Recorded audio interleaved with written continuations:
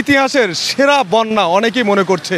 এত দুর্বিষহ এই বন্যা, হঠাৎ করে এই বাংলাদেশে এই বন্যার আগমন, মানুষের যে কত কষ্ট, এই কষ্টটা আসলে এখানে না আসলে বোঝানো যেত না।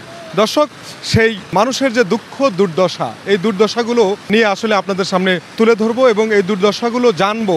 এই যে ভয়াবহ যে বন্যা, কত বছর পর এই বন্যাটা দেখলো, যদিও মনে করছে যে বাংলাদেশের ইতিহাসের সবচাইতে ভয়াবহ এই বন্যা। 6 থেকে 8টি জেলার মধ্যে এই বন্যা এখনো পর্যন্ত সীমাবদ্ধ।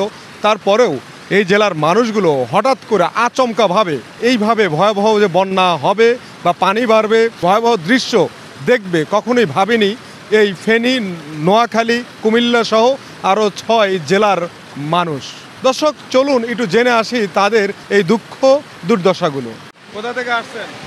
সীতাকুণ্ড থেকে আসতেছি। কয় ঘন্টা লেগেছে? 4 থেকে 5 ঘন্টা লাগছে শুধু হাইটে আইতে। আসতে 4 থেকে 5 ঘন্টা লাগছে। যাবো হচ্ছে যে নোয়াখালী। পানি আছে, বুক সমান পানি আছে। জি জি না, আমার জন্ম পরে এরকম পানি দেখে নাই। কোথা থেকে আসছেন? সীতাকুণ্ড থেকে কয় ঘন্টা লেগেছে? লাগছে তো মনে করেন গত বিকাল 4টার দিকে উঠছি, সকাল এই পর্যন্ত আর কি।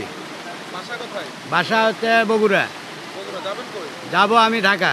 ওই দিকেও পানি তেমন, কিন্তু এই আপনি বাড়িহাট পার হয়ে এই দিক থেকে পানি প্রচুর। এই আস্তে আস্তে এমন তো বুক পর্যন্ত। আসছেন আপনি? সৈদারত থেকে আসছি। কবে?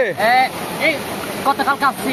গতকালকে? গতকাল হোটেলে ছিলাম, আজকে বাড়ি থেকে চলে যাচ্ছে আমার বাড়ি কক্সবাজার। আচ্ছা আচ্ছা, খোঁজ খবর কি নিতে পেরেছেন? না, খোঁজ খবর নিতে পারছি, বাড়ি থেকে সবাই ভালো আছে। এখন থেকে সমস্যা করছে। আচ্ছা আচ্ছা। কিছু কম।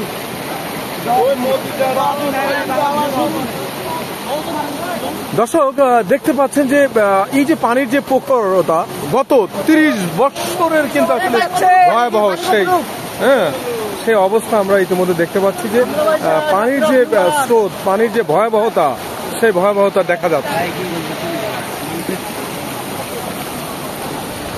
পানির যে ভয়াবহতা, সেই ভয়াবহতা কিন্তু আসলে দেখা যাচ্ছে। দর্শক, এই মুহূর্তে রাস্তায় কি যে একবার দুর্বিষহ অবস্থা। 30 বছরের ইতিহাসে বাংলাদেশের। কোথা থেকে আসছেন? নজিরবিহীন, আমরা বড় তাকিয়া দেখে আসছি। অতিরিক্ত পানি, খুব কষ্ট হইতেছে। না না না, এমন বয়স দেখি নাই।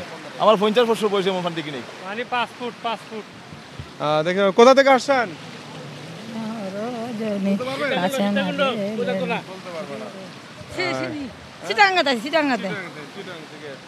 দর্শক, পানির যে ভয়াবহতা, সেই ভয়াবহতা কিন্তু আসলে আমরা ইতিমধ্যে দেখতে পাচ্ছি। দর্শক,